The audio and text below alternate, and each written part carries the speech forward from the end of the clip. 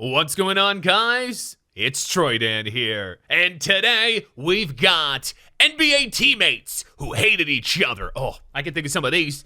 Dwight Howard and Kobe. Kobe hated that dummy. This one, actually, I was going to say, James Harden. In fact, I don't think James Harden has any friends.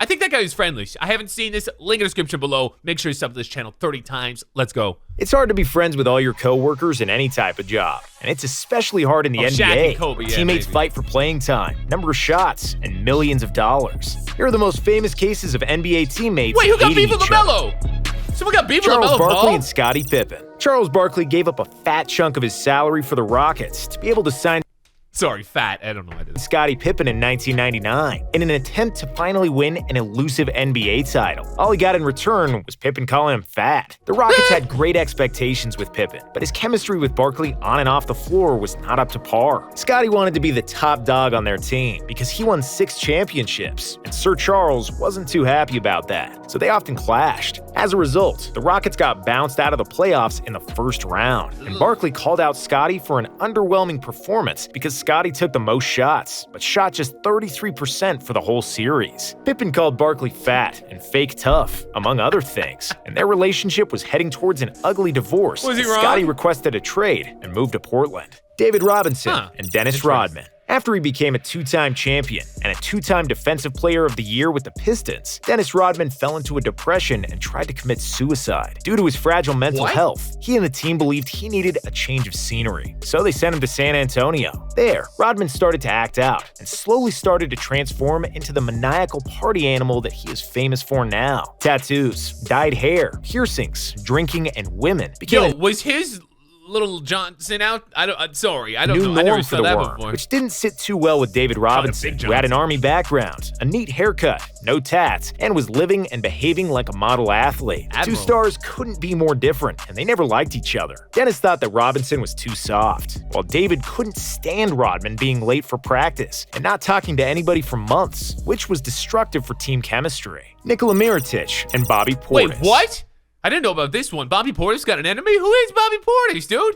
There are on-court altercations between teammates, like the one Katie and Draymond had. There are media feuds like Shaq and Kobe, or when LeBron James not so cryptically told Kevin Love to start fitting in. And then, there are literal fights between teammates. MJ punched Steve Kerr in the face. Vince Carter body slammed Sam Mitchell to the floor. What? Shaq choked out Gordon Giricek to sleep right What? before a game. What? In 2017, when they were teammates in I remember any Chicago, of this. Nikola Mirotic and Bobby Portis got into a fight. Mirotic pushed Portis away twice before Bobby connected a mean right hook. Mirotic fell to the floor and ended up with a facial fracture. After that, their relationship was incorrigible, even though Portis apologized. However, Mirotic wasn't having it and didn't want to speak to Portis anymore, and demanded a team to trade either him or Bobby because he didn't want to be around him. Shaq and Kobe. Okay, Shaq and Kobe. All right, Shaq and Kobe. Two of the greatest all time, all right? Shaq and Kobe had one of the most famous teammate beefs in NBA history, which included fistfights, media slander, and on-court clashes. Their relationship started well when Kobe came into the league in 1996, and Shaq liked the hard-nosed, brash kid from Philly, and he was the first to embrace Bryant after he shot 4 air balls in the 97 playoffs. In the 1998 offseason, as the media pressure was mounting, Shaq was starting to lose his patience with Kobe, who in turn wasn't that impressed with O'Neal anymore. The dynamic duo would go into a yelling match during a pick game, and after they properly trash-talked and cussed each other out, Shaq slapped Kobe across the face, and their teammates had to separate the two hotheads. That's not But Phil Jackson joined the team. Shaq got into the best shape of his life, and things were mostly cool between him and Kobe, while the team thrived and won 3 consecutive titles. After that 3rd title, Shaq was content with his career, and he enjoyed his summer, opting to delay his toe surgery just before the offseason. "I've got hurt on company time, so I'm going to recover on company time," he famously said, and Bryant was furious that he was so unprofessional and that he gained weight. After that, Kobe went on a scoring tear without Shaq and didn't want to become the number 2 option once O'Neal returned to court, so the two started constantly fighting on the court, in the locker room, and over the media. They nearly had another fistfight during the 2004 season, and their lack of team chemistry resulted in a finals loss to the Detroit Pistons. Subsequently, Phil Jackson was fired, and Shaq got traded to He was Miami fired? because of their beef and some personal things Kobe said about his marriage, Shaq wouldn't even acknowledge Kobe when he played against the Lakers. But while the beef with Shaq was the most prominent feud of Kobe's career, he had plenty of other teammates with whom he didn't see eye to eye. Bryant hated Karl Malone when the male And everyone else should, okay? This is a great time to say this. Karl Malone, I don't know if you've heard, molested a child.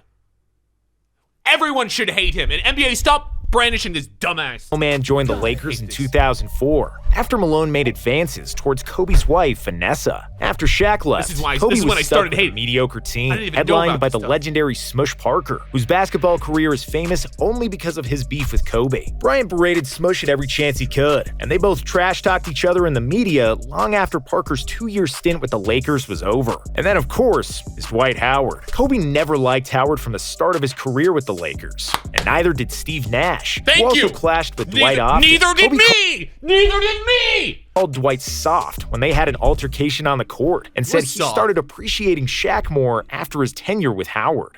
Kwame Brown and Michael Jordan.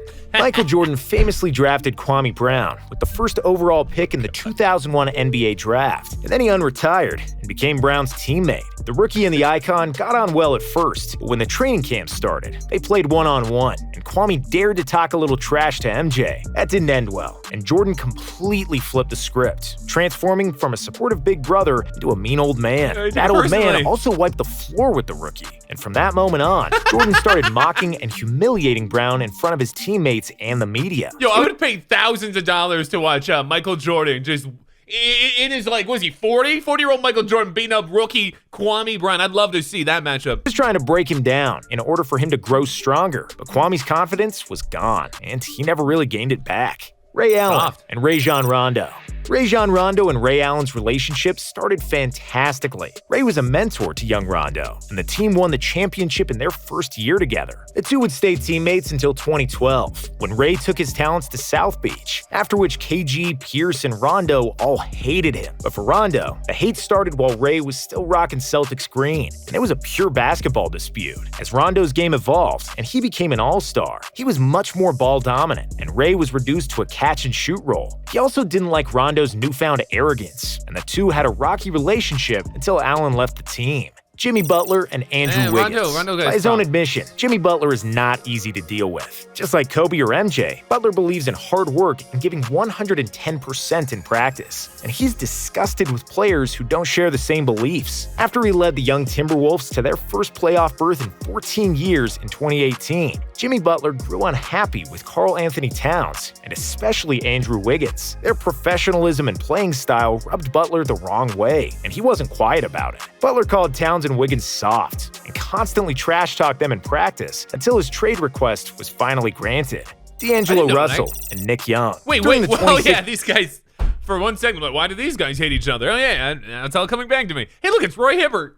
NBA season. D'Angelo Russell was a brash young rookie and the second pick of the 2015 NBA draft. D'Angelo became good friends with Nick Young on the Lakers, and Russell tried to prank him by recording Young talking about his sexual exploits, including cheating on fiancée Iggy Azalea, not thinking about the consequences, and foolishly believing it would all be one big ha-ha. Russell posted the video online, seriously breaching the locker room code and effectively ending Young's relationship with his fiancée. Of course, that didn't sit too well with Swaggy P or any of his teammates. The NBA is one big brotherhood, and this was a severe breach of trust. D'Angelo was outcast by Young and the rest of the Lakers, who isolated Russell and didn't want to speak to him for a while. Rafer Alston and Jalen Rose. I mean, you know, they're both in the wrong, but I mean, snitching. You shouldn't be snitching.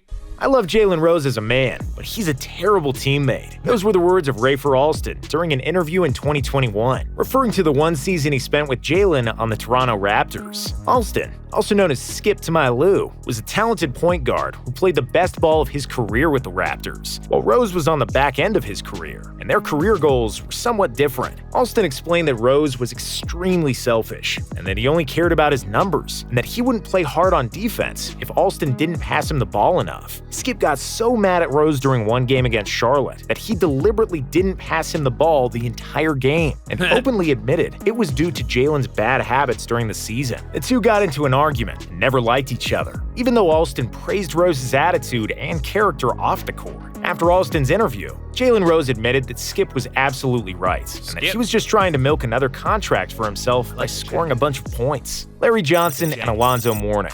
Charlotte's luck in the lottery enabled them to pick power forward Larry Johnson with the first overall pick in 1991. Center Alonzo Mourning was the second overall pick in 1992. Johnson got there first. He won Rookie of the Year, opposed to Mourning, and he believed that he was the top dog on the young Hornets team. The Hornets thought so too, because they signed him to an $84 million deal, which rubbed Alonzo the wrong way because he figured there wouldn't be enough money for him. The two young bulls clashed their horns, and their struggle for domination and the alpha dog label derailed the team. By the end of 1996, both of them were out of Charlotte. Dude, that team looked like hated each other's guts ever since. Their beef culminated in the 1998 playoffs between Larry's Knicks and Mourning's Miami Heat. After several playoff clashes and years of bad blood, the two players had a major fight on the court. Even though none of their shots landed, their altercation became legendary after a 5'9" Knicks coach, Jeff Van Gundy, tried to stop the fight and ended up grabbing Mourning's leg and clinging onto it for dear life. James Harden and Dwight Howard. Okay, listen.